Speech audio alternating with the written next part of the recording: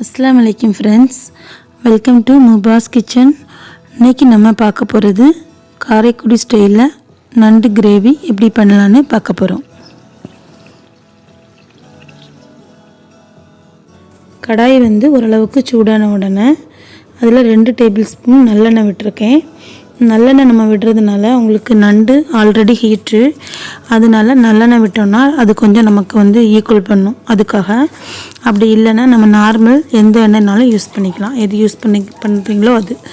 அதில் 1 டீஸ்பூன் கடுகு, 1 டீஸ்பூன் வெந்தயம், அப்புறம் சோம்பு 1 டீஸ்பூன், 3 போட்டு செவந்த உடனே 2 வெங்காயம், 2 பச்சை மிளகாய், கருவேப்பிலை போட்டிருக்கேன்।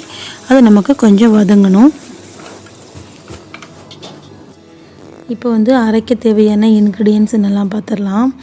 பெருஞ்சீரகம் 1 டேபிள் ஸ்பூனும், சீரகம் 1 டேபிள் ஸ்பூன், மிளகு 1.5 டேபிள் ஸ்பூன் போட்டிருக்கேன்। நமக்கு நண்டு நல்லா காரமாக வச்சா தான் நல்லாயிருக்கும்।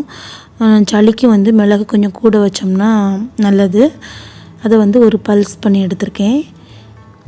ஏன்னா சின்ன வெங்காயத்தை கூட நம்ம அப்படியே போட்டு அரைச்சோம்னா மிளகு அரையாது, முழுசாக கிடக்கும்। அதனால் இப்போ இதில் 100 சின்ன வெங்காயம், 2 பச்சை மிளகாய் போட்டிருக்கேன்।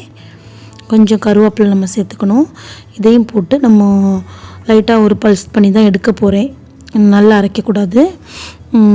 இங்கே வெங்காயம் நல்லா வதங்கிட்டு இதில் இஞ்சி பூண்டு பேஸ்ட் 1 டேபிள் ஸ்பூன் போட்டிருக்கேன்।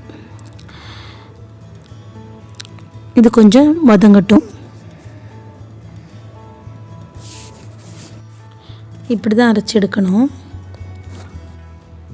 இப்போ அரைச்ச மசாலா நம்ம அதில் போட்டு கொஞ்சம் அந்த எண்ணெயிலேயே அப்படியே லைட்டாக அப்படியே வதக்கி விடணும்।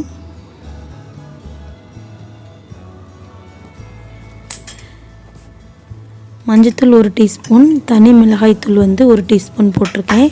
நம்ம பச்சை மிளகாவும் மிளகெல்லாம் நிறைய சேர்த்துருக்கோம், அதனால் இதில் நமக்கு அதிகமாக போட வேண்டாம்। மல்லித்தூள் 1 டேபிள் ஸ்பூன் போட்டுக்கலாம்। இப்போ இதில் ஜாரை கழுவி அந்த தண்ணியை சேர்த்துருக்கேன்। நமக்கு அந்த மசாலா ஒரு நிமிஷம் அப்படியே கொதிக்கணும், அப்போ தான் உங்களுக்கு அந்த பச்சை ஸ்மெல்லாம் போகும்। சின்ன வெங்காயம்லாம் நம்ம அப்படியே அரைச்சி சேர்த்துருக்கோம்ல, இதுக்கு தேவையான உப்பு போட்டுக்கலாம்। இப்போ அந்த ஓரங்களில் அப்படியே எண்ணெய் பிரிஞ்சுற மாதிரி இருக்கும், அந்த பச்சை ஸ்மெல்லாம் போய் இந்த டைமில் நம்ம க்ளீன் பண்ணி வச்சுருந்தா நண்டை போட்டுக்கலாம்। நண்டு எப்படி க்ளீன் பண்ணணும் அப்படிங்கிற போன வீடியோ நான் அப்லோட் பண்ணியிருந்தேன், யாருக்குன்னா வேணும்னா டிஸ்கிரிப்ஷன் பாக்ஸில் நான் கொடுக்குறேன், செக் பண்ணிக்கோங்க।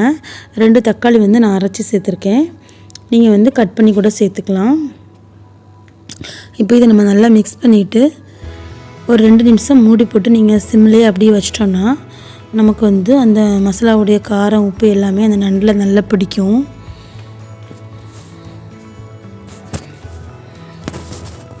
உங்களுக்கு அப்படியே பொரிச்ச மாதிரியே வைக்கணுன்னா நம்ம அப்படியே விட்டுடலாம்। கிரேவி மாதிரி வேணும்னா இதில் ஒரு 2 டேபிள் ஸ்பூன் தேங்காயும், 1 டீஸ்பூன் கசகசா, ஒரு 5-6 முந்திரி பருப்பு சேர்த்துருக்கேன்। இதை நம்ம நல்லா ஃபைன் பேஸ்ட்டாக நம்ம அரைச்சி எடுத்துக்கணும்। இங்கே நண்டு நல்லா வெந்திருக்கு, நமக்கு அந்த ஸ்மெல்லே தெரிஞ்சிடும், நல்லா நண்டு வெந்த பிறகு உங்களுக்கு அந்த மசாலா, உப்பு எல்லாமே அதில் நல்லா பிடிச்சிருக்கும்। இப்போ நம்ம தேங்காய் அதுக்கப்புறம் தான் சேர்க்கணும்।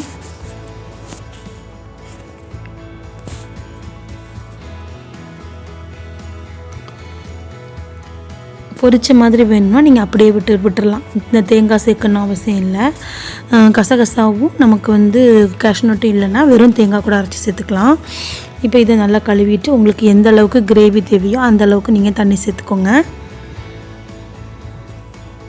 இப்போ நம்ம நண்டு எவ்வளோ எடுக்கிறோம், மீன் எவ்வளோ இருக்குது, நண்டாக இருந்தாலும் சரி மீனாக இருந்தாலும் சரி எவ்வளோ இருக்கோ அதுக்கு தக்கன நம்ம மசாலா சேர்த்துக்கணும், அதுக்கு தக்கன நம்ம தண்ணி சேர்த்துக்கணும், அப்போ தான் எந்த குழம்புமே டேஸ்ட்டாக இருக்கும்।